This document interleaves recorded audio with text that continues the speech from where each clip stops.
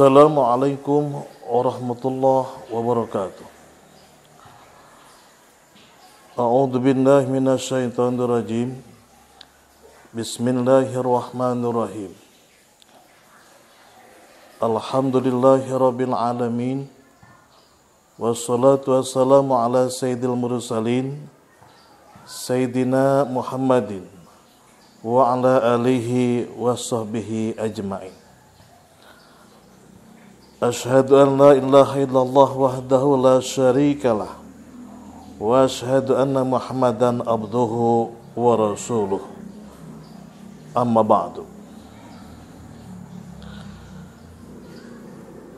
Hadirin kaum muslimin rahimakumullah.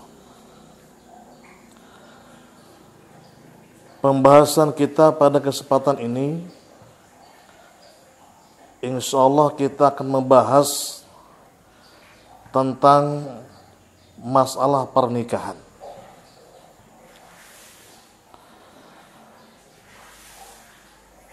Allah Subhanahu wa taala di dalam Al-Qur'an disebutkan Bismillahirrahmanirrahim wa khalaqnakum azwaja, bahwa Allah Subhanahu wa taala telah membuat kamu sekalian adalah berpasang-pasangan. Bukan saja manusia yang berpasang-pasangan, tetapi Allah ciptakan alam ini pun adalah berpasang-pasangan. Termasuk sifat juga adalah berpasang-pasangan. Ada baik, ada buruk. Ada hitam, ada putih. Ada laki-laki, ada perempuan. Itu Allah ciptakan adalah berpasang-pasangan. Tentu bahwa Allah Subhanahu wa taala berfirman ini tidak ada lain adalah bahwa kehidupan manusia sebagai makhluk Allah Subhanahu wa taala maka harus ada di dalam keteraturan. Maka jenjang yang harus ditempuh oleh manusia tidak adalah pernikahan. Ini yang akan kita bahas. Hadirin kaum muslimin rahimakumullah. Lalu apa sesungguhnya yang harus disiapkan ketika akan melangsungkan suatu pernikahan?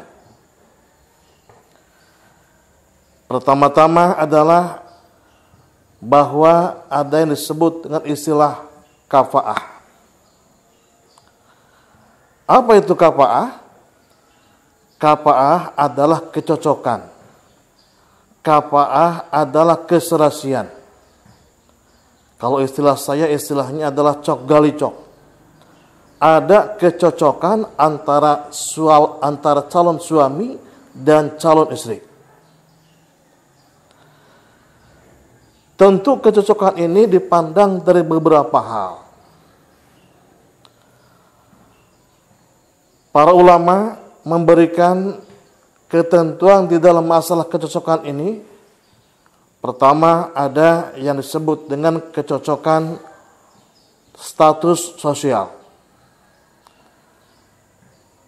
Yang kedua, ada kecocokan masalah nasab. Yang ketiga, ada kecocokan masalah agama dan juga kecocokan lain yang lainnya. Cuman yang paling penting di sini adalah bagaimana setidaknya bahwa kecocokan itu adalah terkait dengan masalah prinsip. Al-Quran menyebut wala tankihul musyrikati hatta yu'minna. Janganlah engkau nikahi perempuan hatta yu'minna, sehingga mereka beriman. Perempuan yang bagaimana yang jangan nikahi adalah al-musyrikat, wanita-wanita, perempuan-perempuan yang musyrik. Pun sebaliknya, kalau laki-lakinya musyrik, maka jangan menikah dengan wanita yang muslim. Ini prinsip yang harus dipegang Artinya apa? Yang harus sekufu, yang harus cocok satu sama lain.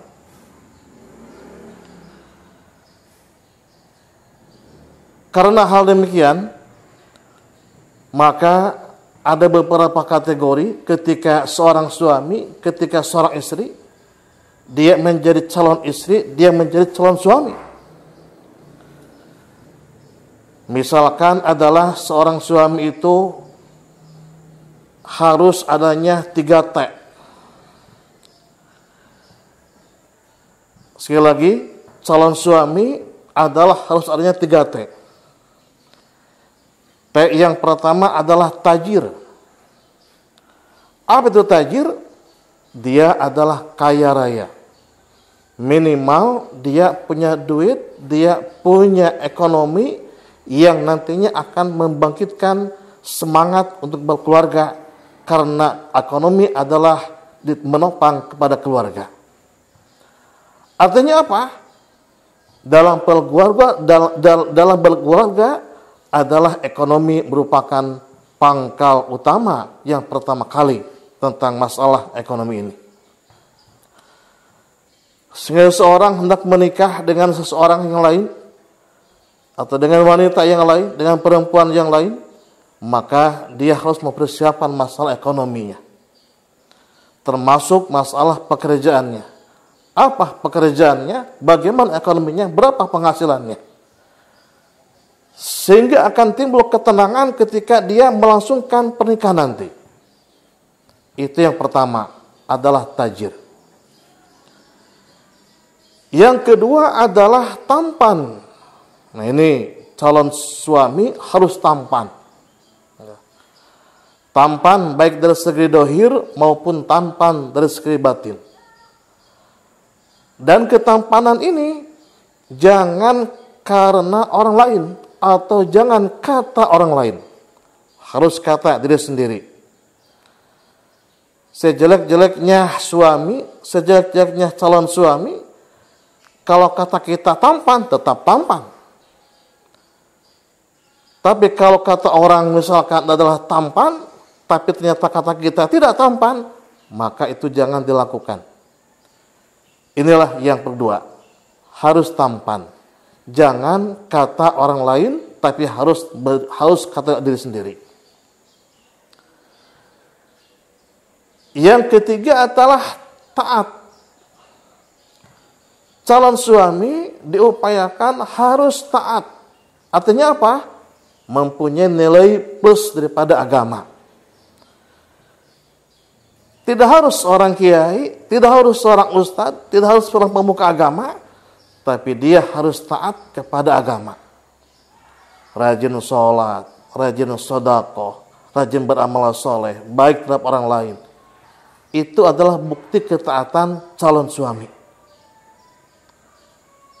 Kita ulang, ada 3T buat calon suami. Pertama adalah masalah kaitan dengan takzir, dengan tajir.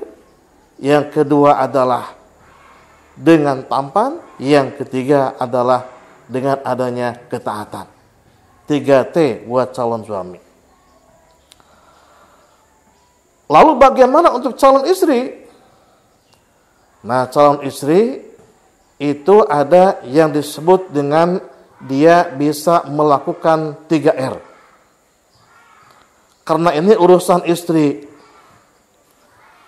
Calon istri harus bisa melaksanakan, harus mampu melaksanakan ketika dia pernikahan nanti adalah minimal 3R.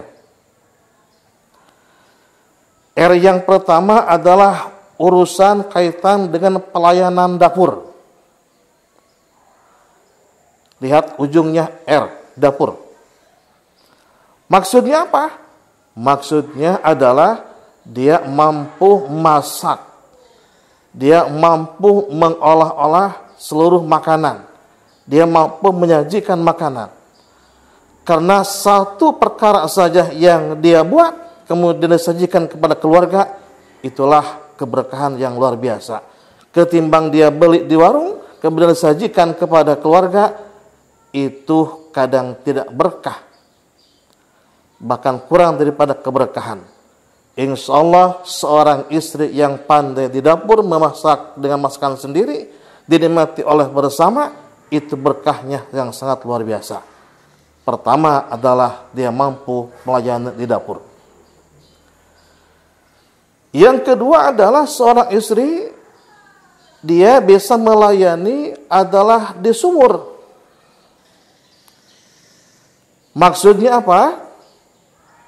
Maksudnya adalah urusan cucian pakaian. Pakaian suami dicuci, pakaian istrinya dicuci, pakaian anaknya dicuci, pakaian keluarga dicuci. Pandai mencuci pakaian. Itu urusan daripada seorang istri. Dalam sebuah keterangan dikatakan, ketika seorang istri mencuci pakaian suaminya, ketika seorang istri mencuci pakaian keluarganya, sama dengan dia mencuci dosa-dosanya sendiri.